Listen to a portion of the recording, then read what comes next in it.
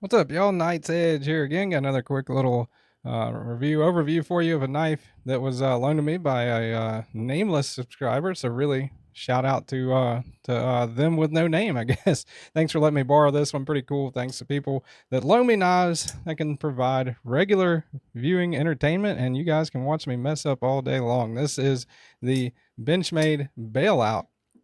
Been out a while. Not really like a new knife or anything, but the first time I'm getting handling, I think it's pretty neat. Let's go ahead and do what we normally do, I guess. The specs, overall, all that good stuff. Tip of the blade into the handle. You are looking at, I mean, if you go to the end of the actual handle, you're looking at like 7 3/4.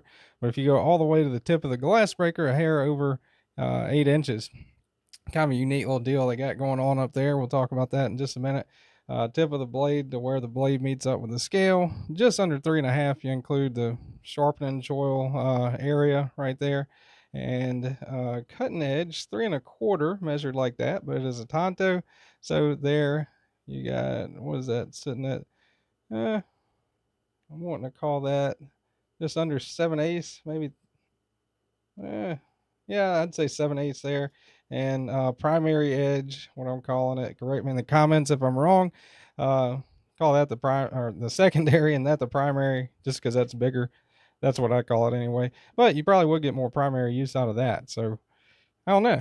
Let me know in the comments. Anyway, from where it goes to that other edge at, anyway, that other edge is 2 5/8 right there. So 2 5/8 and 7/8 combined. So you got a little more edge, I guess, whenever you measure that way, as opposed to, just measuring it kind of laterally. Like, longest measurement ever. All right, let's get into the blade stock thickness. Seems pretty thin to me, relatively thin anyway. Right around 100 thousandths, so 101 thousandths right there. And thickness behind the edge, on the long edge. Shoot, let's see, measure it. Got 23.5 thousandths right there, and this will probably be thicker to avoid breaking the tip and stuff. And yeah, 37 thousandths there. Pretty slender handle, looking at 420 thousandths there, so under 1/2 inch for the handle. Not ultra thin, but pretty thin, relatively thin for the length of the blade, I would say. All right, let's do size comparisons here. You got your usual suspects, your Spyderco Paramilitary 2. Maybe help if I get everything kind of back in the middle of the camera view there. First knife review ever. All right, Spyderco Paramilitary 2, Spyderco Para 3, so definitely more along the lines of the size of Paramilitary 2. Actually, with the extra little lanyard thing with the glass breaker at the end, if you include that, it's just as long as a Paramilitary 2. And I'm wanting to say, seems to me anyway, like more cutting edge. Yeah, a little more cutting edge, because you don't have that forward finger choil like the Paramilitary 2 has. A couple of other USA made knives. That is your Chris Reeve Knives Umnenzan, and your Medford Knives Slim MIDI up next to it. All right, put those up. Benchmade, let's do some other Benchmades here. All right, so 2 models, different types of the same model. That is the Griptilian, and that is the Griptilian. That's the 550HG, and that is the, I'm gonna have to look at it, 551. All right, so that's the one with the sheep. So that's the older one, really older one. This is one in 154 cm, by the way. So yeah, for all intents and purposes of this, the same size, the Griptilians anyway. But yeah, that's pretty much Griptilian size. Maybe not quite the length of the Griptilian, but really close. I mean, I guess it just depends on how you how you line them up. They're pretty close, probably identical in length anyway. Griptilian's a little more broad, it looks like. And a couple of other Benchmades while I got them here. That is the mini Griptilian. And here's an Infidel. All right, so any Benchmade fanboys out there, anybody that loves Benchmade, there's some Benchmade comparisons for you on that one anyway. All right, let's get out the scale here. See what this bad boy weighs. It feels pretty light, I'll tell you that. It does feel light right off the bat. Center of balance, I'm wanting to say right about there, I'm guessing. Definitely more handle heavy than blade heavy. I would guess under the ounce and inch ratio, I'd say 3.5. 2.8, so definitely under the ounce and inch ratio. I was way off on that one. 2.8 ounces, so pretty good. Pretty light knife for sure. One thing I like about it is the aluminum kind of makes it feel a little more substantial in hand than if it was like an FRN or something. I don't think I would really like it too much if it was like an FRN handle on this one, just because it's so lightweight and thin. I know that FRN would be even more lightweight than the aluminum. So if you look on the inside, a little bit of skeletonization in there. Those long tracks inside there. It's kind of like a cartridge. I guess you can call that a cartridge liner with the axis lock mechanism in there. So pretty lightweight. All right, let's talk about the pocket clip. Pocket clip works okay in my experience anyway. For blue jeans, works probably better if you grab the seam of your pants while you're while you're pushing it down. And I know, well, now I can't even. Let's see. Well, maybe not. I know it worked okay when I had I was wearing my jeans when I put it in my pocket the other day, but there you go. That's what it looks like in the pocket. Had some difficulty there getting in the pocket. I'm sure you can adjust that, maybe kind of bend it back a little bit, something like that. Pocket clip's pretty tight. Me personally, I would rather pocket clip be a little on the tighter side than the looser side when you get it, because you can always, mess with it, make it a little bit looser. So almost deep carry, except for your kind of lanyard, whatever that's called, area with the glass breaker sticking up above it a little bit. Man, it's wanting to grab the denim there. See that? Whew. All right, let me see if I can get that out of there before before I send it back to nameless viewer.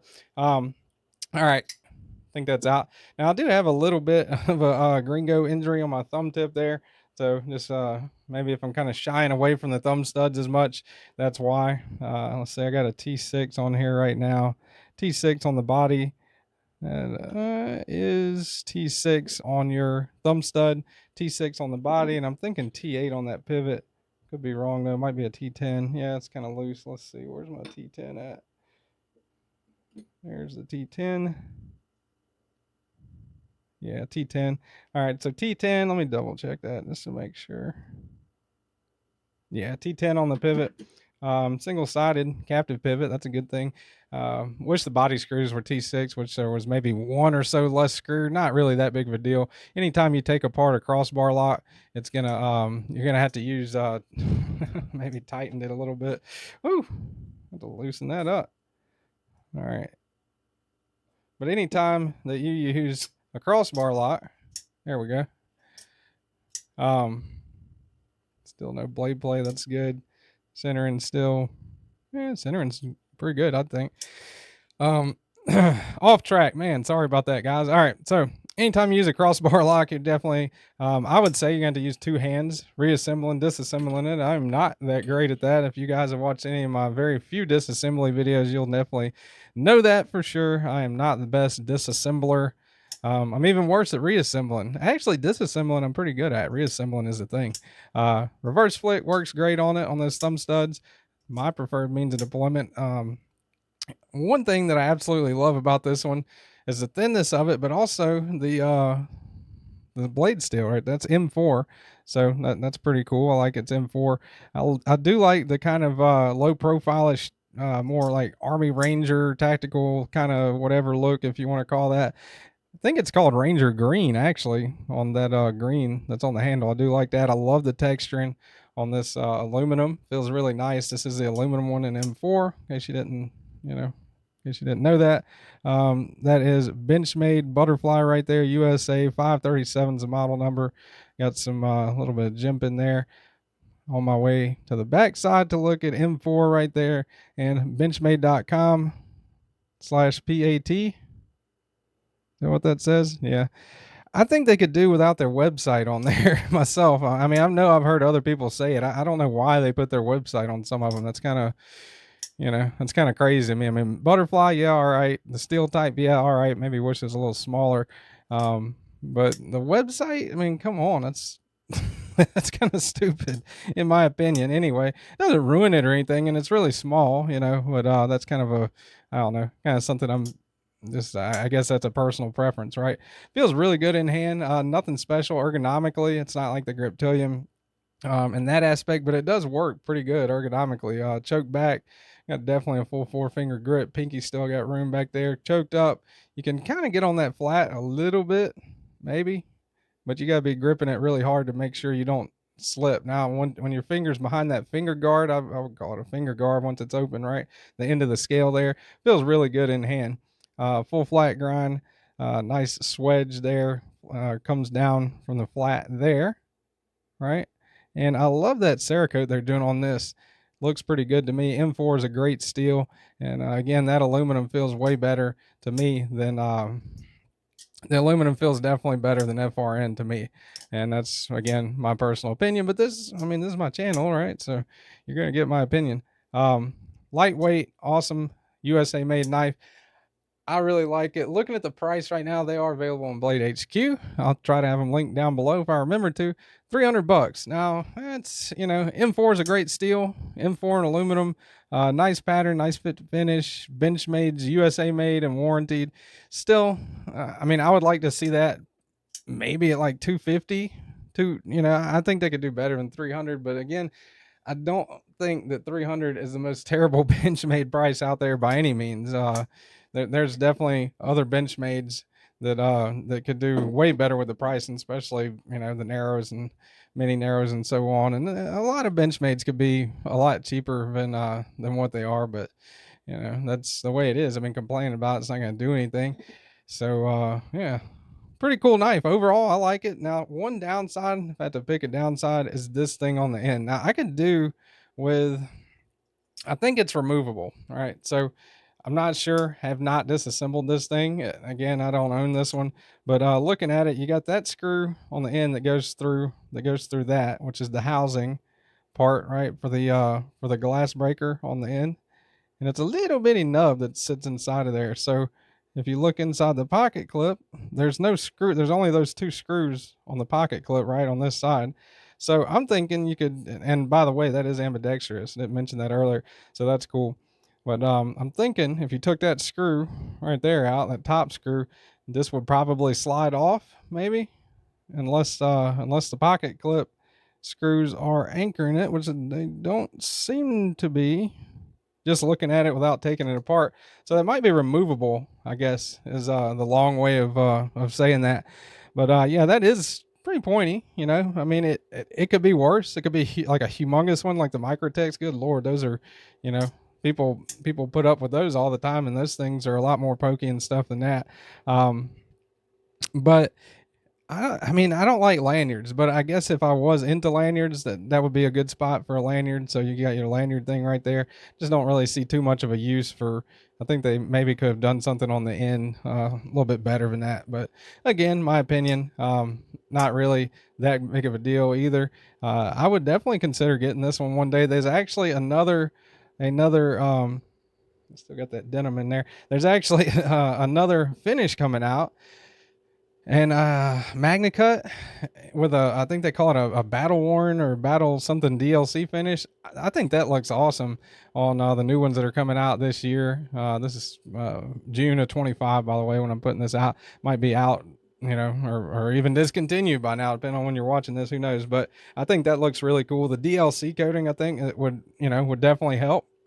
As opposed to like a Cerakote, definitely resist scratches a lot better But that M4, if you're using M4, that's definitely going to need to be coated around these parts anyway. I live in Southeast Louisiana. Now the new ones with the new finish, I think, are actually MagnaCut, which is you know, fairly corrosive resistant. Spyderco actually uses it for their salt line. I think Benchmade does too. So anyway, hope you guys enjoyed this rambling review of the Benchmade Bailout. Pretty solid little knife, good little USA made knife. Probably going to put it on my most recommended knives list. I think it's pretty good, even for the price. You know, $300. I mean, there's other knives like the Shamans, you know, and G10 and S30V instead of M4, and that's like what, 275, 280, something like that right now. So definitely, you know, kind of a competitive range. At the higher end of it though, for sure. But yeah, hopefully you guys enjoyed the video. Hit the like button if you did. Subscribe right down there if you want more of it. And I'll see you guys on the next one. Y'all stay sharp.